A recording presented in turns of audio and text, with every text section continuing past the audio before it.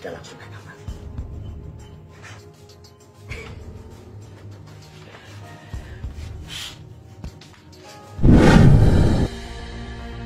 Halo Sola, Akak Heba, jumpa lagi bersama saya Epan dari Mamasa. Kali ini saya akan menceritakan alur cerita dari penggalan sebuah film yang saya yakini film ini akan merangsang syaraf-syaraf otak sensitif Anda. Saya pribadi sangat bangga menonton film ini karena film ini dibintangi oleh aktor legend favorit saya, yaitu almarhum Hendra Cipta. Film ini bergenre horor, romantis, religi, dan komedi juga ada di film ini. Meskipun tidak ada data yang pasti terkait judul film ini, tapi saya bisa perkirakan kalau judul film ini ialah azab seorang kakek tua yang berselingkuh dengan menantunya. Dan tanpa berlama-lama lagi, mari kita saksikan alur ceritanya sampai selesai. Cerita tiba-tiba diawali dengan memperlihatkan seorang wanita cantik yang seksi, montok, dan menggairahkan. Gadis itu ternyata baru saja selesai mandi. Tiba-tiba gadis itu kaget karena di depannya sudah berdiri seonggok pak tua yang memperhatikannya secara seksama. Gadis itu langsung pergi ke kamarnya untuk memakai baju. Pak tua itu yang sebut saja si kakek menunggu di sofa. Lalu gadis itu keluar dan menawarkan kopi kepada kakek itu. Di sini barulah terjawab bahwa kakek itu adalah mertua dari si gadis tersebut. Setelah itu, mereka duduk bersama di sofa. Dari percakapan itu, ternyata si gadis ini selalu ditinggal suaminya, dan dia menjadi perempuan kesepian yang butuh belayan. Lalu tiba-tiba si kakek mendekati sang gadis, dan dengan lancang meraba-raba si gadis yang dimulai dari sentuhan tangan.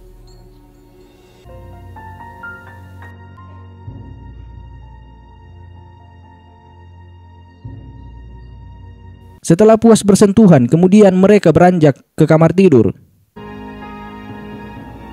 Selanjutnya saya tidak tahu kira-kira apa yang mereka lakukan. Kalau kalian tahu, tolong bagi infonya di kolom komentar. Tapi ingat, fitnah itu dosa. Lalu adegan ini ditutup dengan menampilkan selembar poster dinding yang kalau diperhatikan ternyata poster itu bergambarkan hewan-hewan liar. Dan benar saja, ternyata judul poster itu adalah Binatang Buas. Singkat cerita, si kakek kemudian pulang ke rumah dan terlihat beliau sangat bersemangat. Entah apa yang dilakukan si kakek dengan sang gadis tersebut yang mengakibatkan efek semangat 45 kepada si kakek tersebut.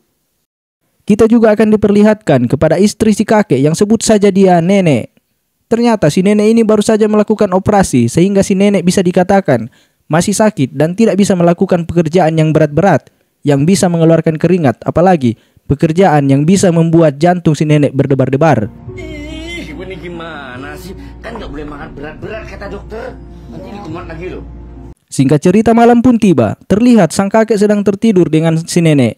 Tiba-tiba sang kakek tersebut kebelet pipis. Karena takut membangunkan si istri, akhirnya sang kakek terpaksa bangun dengan diam-diam.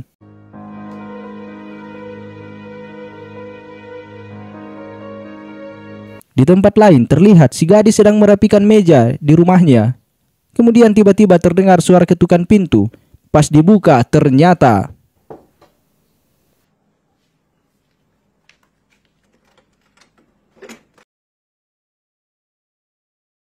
ternyata tadi kakek bukan kebelet pipis di kamar mandi, tapi dia kebelet pipis di tempat lain.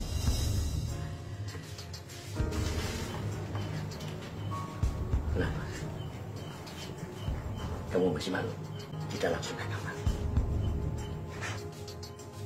Setelah melakukan sedikit percakapan, akhirnya mereka menuju ke dalam kamar karena nampaknya di luar sangat dingin.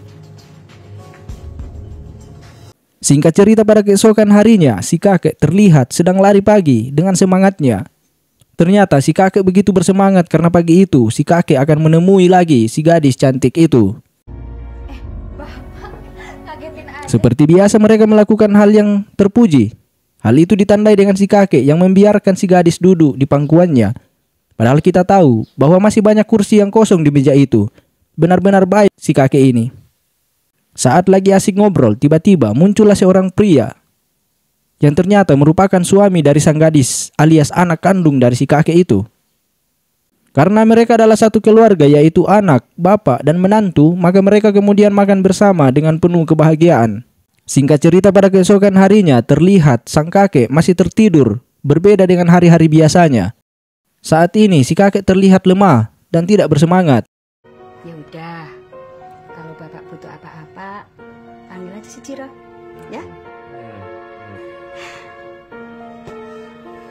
Kemudian si anak datang berkunjung ke rumah si kakek. Mengetahui ayahnya sakit, si anak kemudian melihatnya di kamar. Setelah dicek, ternyata si kakek sakit demam tinggi. Si anak kemudian membawanya ke dokter.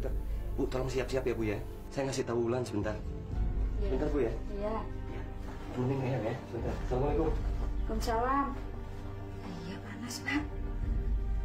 Singkat cerita, pada malam hari terlihat si gadis bersama suami dan anaknya sedang duduk di ruang tamu. Di sini si gadis mempertanyakan perihal penyakit si kakek. Ternyata si kakek menderita penyakit infeksi pada tubuhnya. Tapi di sini tidak dijelaskan bagian tubuh mana yang mengalami infeksi tersebut. Ya, semoga saja bukan itunya. Singkat cerita, terlihat si gadis terduduk lemah, lesu, dan dari raut wajahnya terlihat kepanikan dan ketakutan. Dia teringat kembali akan kelakuannya bersama si kakek. Sepertinya dia mulai panik, takut jangan sampai penyakit si kakek juga menular kepada dirinya. Karena tak tahan akan kegelisahan dan ketakutannya, akhirnya si gadis memberanikan diri untuk menemui si kakek. Di situ si gadis sudah menyesal atas perbuatannya. Dan dia juga mengatakan bahwa ia takut kepada Allah, suaminya, dan juga kepada ibu. Si kakek juga sudah menyadari. Dan dia mengatakan sebaiknya mereka mengakui semuanya. Pada percakapan ini sebenarnya saya yang sedang menonton agak panik juga, jangan sampai tiba-tiba ada yang mendengar percakapan mereka. Dan ternyata benar saja. Ternyata sedari tadi si nenek, suami gadis, dan Pak Ustadz sudah mendengar percakapan mereka. Terlihat si nenek sangat kecewa dan tidak menyangka bahwa suaminya berbuat demikian dengan menantunya. Merasa bersalah, si gadis kemudian memohon ampun dan memohon maaf kepada si nenek mertuanya, pun juga kepada suaminya. Di adegan ini semuanya tampak kecewa, bersedih, menyesal, malu, prihatin, bercampur aduk semuanya. Sehingga pada saat itu mereka semua menangis. Si nenek menangis, si gadis menangis, dan suaminya juga menangis. Tak terkecuali, si kakek pun juga ikut menangis. Hanya Pak Ustadz saja yang tidak menangis pada adegan ini. Karena semuanya sudah menangis, akhirnya cerita pun tamat.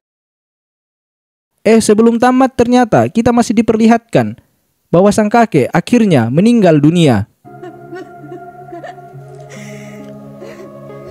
Innalillahi wa inna ilaihi raji'un.